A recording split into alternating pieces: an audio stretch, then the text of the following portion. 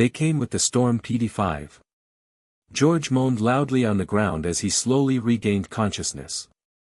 He moved about slowly, lifting his hand up to grab the back of his throbbing head.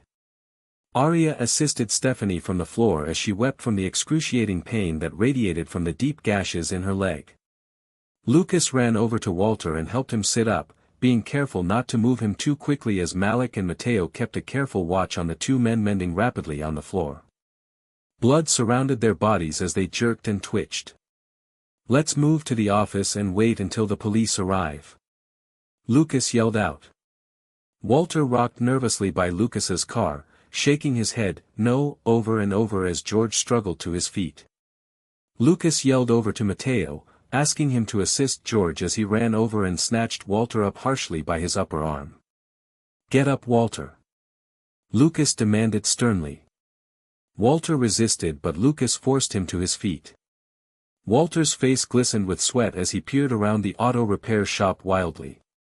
"They'll kill us all," he screamed desperately, staring at Lucas. "We need to move," Lucas demanded, snatching Walter by the arm as he motioned over to Arya and Stephanie. Mateo assisted a groggy George as Stephanie clung to Arya, limping in pain. Malik kept watch for the two men who laid silently, squirming and mending on the floor as they all walked through the shop, heading towards the office space as quickly as possible. The sound of thunder intensified, sending vibrations throughout the building and their bodies. Walter yelped in fear as Lucas dragged him along by the arm. The office was small and located at the left of the shop.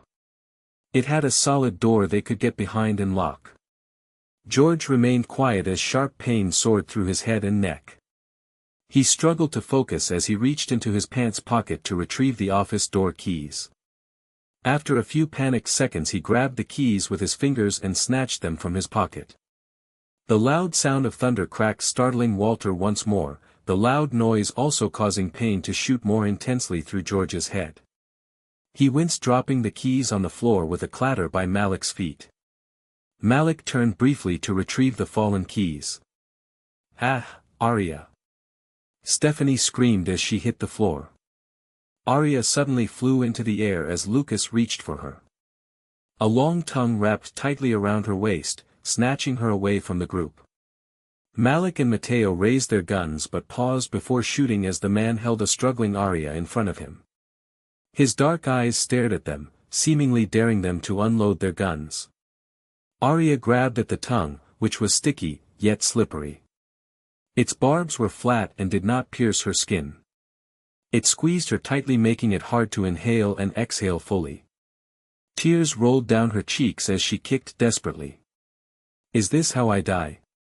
she thought to herself as she looked down at a frightened but angry Lucas. "Why are you doing this? St.